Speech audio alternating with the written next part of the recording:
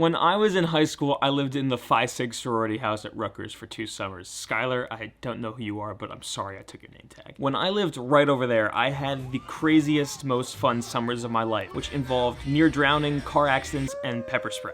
The only problem is all of that happened in one day. Thursday, July 19th, 2018. I was an assistant counselor for 6 and 7-year-olds at a camp called PlaySafe, and that day they were gonna go learn and practice swimming with some lifeguards. All of a sudden, I see a kid go under. The only issue is the lifeguards didn't notice, so I ran, dove in, grabbed another pool, and after a couple teary-eyed minutes, he was completely fine. We finished up at 4, and I went home to go decompress. So we go across the street from the house to go throw a baseball around, and all of a sudden we hear a scream. A woman had parked her car on like the slightest angle of a hill. Her parking brake failed. So the car starts rolling backwards, and rather than getting out of the way, she immediately got behind the car and tried to stop it. We start screaming for her to get out of the way. With her still trying to push the car, that she ends up all the way across the street, hits a fence, and then flips over the top of her car along with the fence. So of course we all run over, stop the car, and call 911 trying to help her until they can get there. Jack, where's the pepper spray?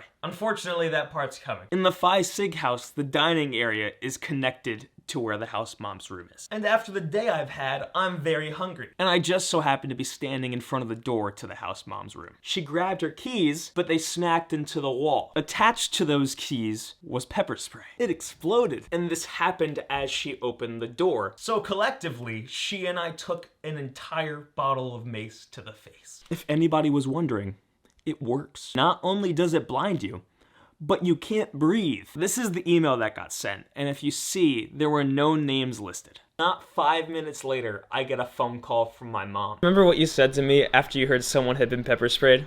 Yes. What? So what happened to you? Yeah.